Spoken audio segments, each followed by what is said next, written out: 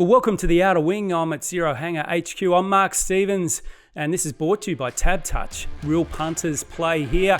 Today again, I'll be joined by WA journalistic legend Digby Beacham. Let's bring it on. Could a mullet with tightly tapered sides reduce wind resistance, allowing for faster acceleration off the mark? Now that's something to think about. What are you really gambling with? Well, good to see you again, Diggers. How's the week been and the build-up for a big weekend of footy in WA? Great to chat, Steve-O. Hope you're well. Hope everyone over there on the East Coast is as well. I think all of WA is really looking forward to this weekend. We sat, we watched, we enjoyed the football, but we weren't part of it. Now we are, and there's a lot to like about it.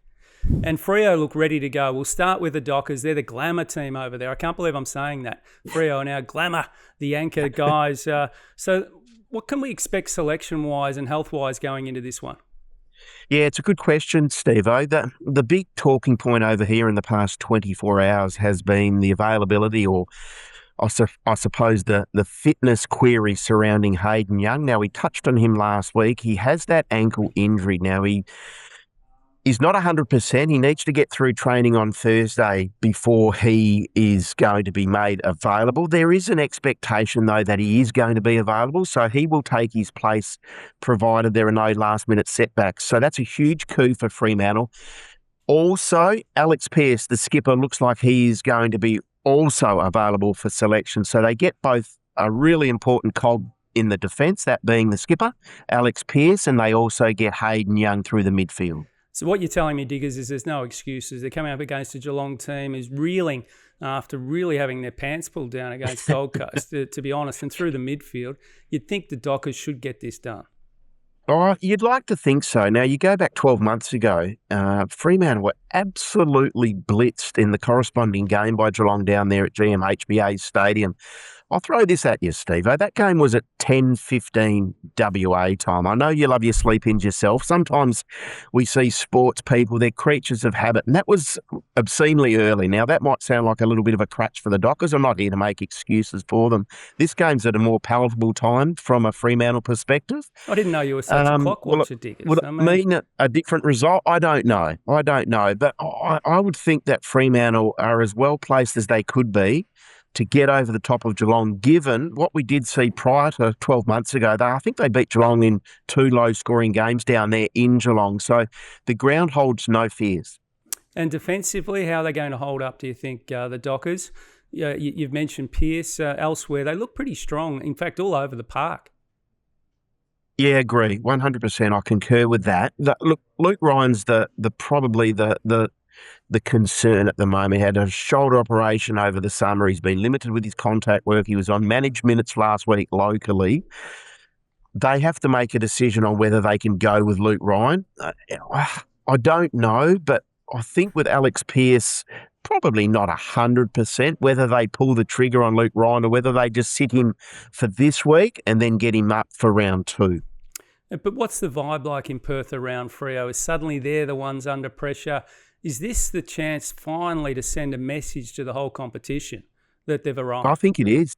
Yeah, I really think it is. If Fremantle were to go down to Geelong and get Geelong, now are the Cats, likely to bounce back? You'd like to think so, after what they produced up there in the glitter strip against Gold Coast. But if Fremantle go down there and get the job done and make a bit of make an impression, I think people will sit back and go, okay, well, this isn't just the side which is going to be very hard to beat in Western Australia, and they might add their name to a pretty handy list of interstate sides. When I say that, I talk Sydney, I talk Gold Coast, Brisbane, Adelaide, some of these sides domiciled outside Victoria who are ready to play a part in the pointy end of the season. Is there any danger they could get ahead of themselves? I mean, we know Geelong will bounce back. They're a proud club. Anything involving Chris Scott, they're not going to roll over again. No, well, you know Geelong better than I do, Steve-O, but we've, watched from afar from this side of the country, and you're full of respect for how they go about it. And Chris Scott, the job that he's done there, it's been remarkable. And I love the fact that they put themselves in the frame year upon year upon year. So they're to be commended for that. Are they vulnerable? if you're a Fremantle supporter, you'd like to think so, but maybe that little nag, if you are a Fremantle fan, is what happened 12 months ago. But I wouldn't think Fremantle are in a position to get ahead of themselves because, to be brutally honest, they were eliminated at home in a final by Gold Coast. So as much as they look like the trajectory's the right way and they're trending the right way, they haven't done anything yet. And I mean that respectfully. So they've still got to prove themselves. Give us a tip then, Diggers, a margin. Obviously, you're going to pick Freo. You have to. You're over in Perth and all the hype around the purple guys. Oh, look, I think Fremantle can get the job done, but I'll be really fascinated to see what happens an hour and a half before the bounce down, because then you'll get the final teams and then you'll get a really good indicator on what it's going to look like. But we're brought to you by TABtouch, where real punters play, and for mine, the bet option with TABtouch at the moment, the Dockers with a 12.5-point start and game total over 179.5 points is $3.45. So that's the way I'll go at this stage. Okay, well, that's been a bit of a love-in for Freo. What about West Coast? Yes. I mean, it's a different story there. We saw what happened last week. I'm a bit fearful for what the Eagles may be able to dish up against a powerhouse.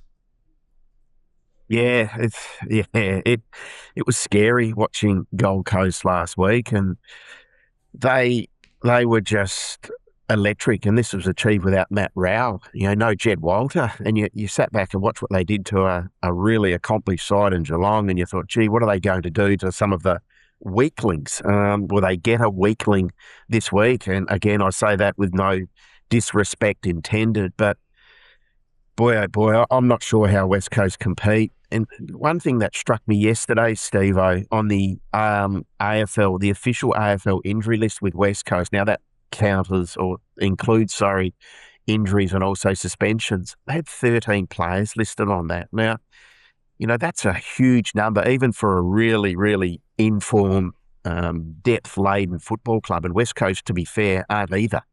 Yeah, they can't afford that, can they? What about Dersma, Duff Tyler? Can we see some excitement there with some early picks?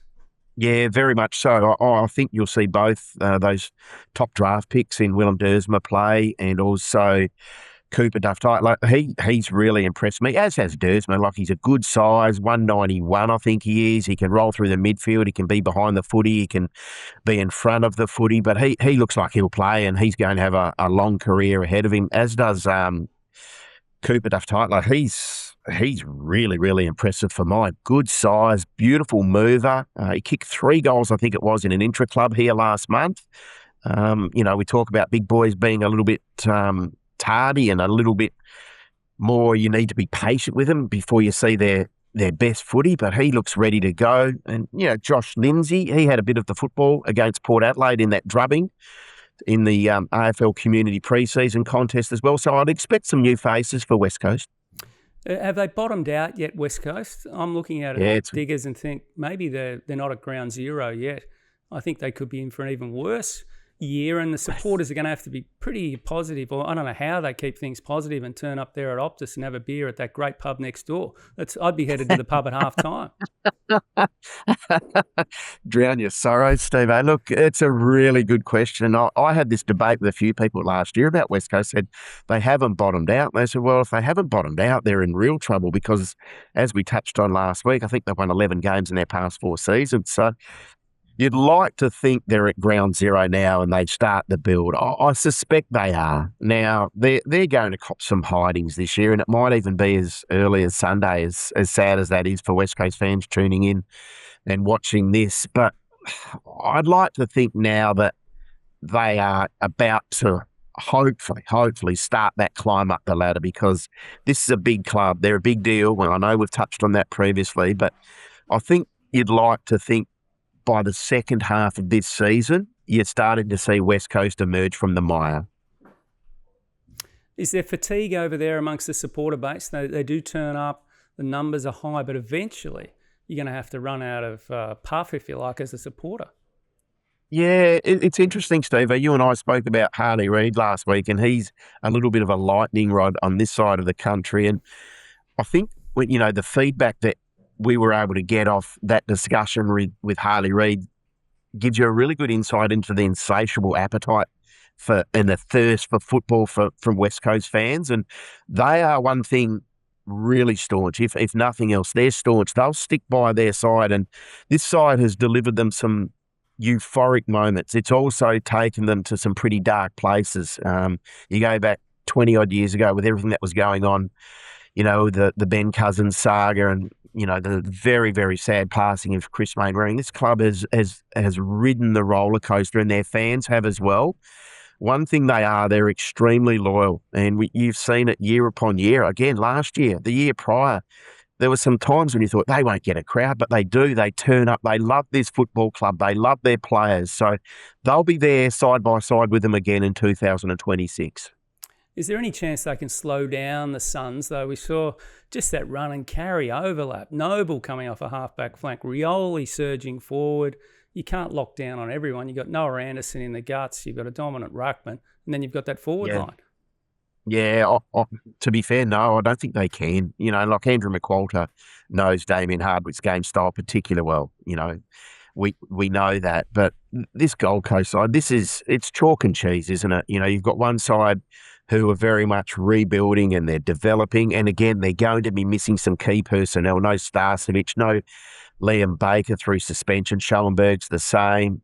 Jack Graham, unlikely. So they're going to be missing some experienced players, West Coast, and Gold Coast are white hot. What we saw there last week was of a side that is primed to finish top four, and who knows, perhaps even give it a shake. So getting back to your question, can they slow them down? I don't think they can, and that means Gold Coast are going to have a lot of scoring shots. The forecast for Sunday afternoon up there seems to be kind enough. It's a tough place to play football this time of the year if you're not a local. I fear for West Coast on Sunday. What's your margin, Diggers? Well, I think it's 10 goals plus. The line with TABtouch, I think Steve-O is around that 10.5, 11 goal mark, and I suspect it might even grow as we get closer to Sunday afternoon. So Gold Coast, 10 goals plus for mine. A bet option around the $2.75 mark is for Long and also Waterman to kick 2 goals each. Now, we know that Jake Waterman is a really effective shot on goal, so he doesn't need many opportunities. Long kicked a couple last week in that opening round demolition of the Cats. So $2.75 with TABtouch for those boys to kick 2 goals plus is the way that I'll play this game. I'll keep that in mind, Diggers. I might have a crack at that. I think that's good value. What a show. Show number 2, The Outer Wing, brought to you by TABtouch. Real punters play here. Great to have you on board again, Diggers. We'll be back next week for a big episode number 3.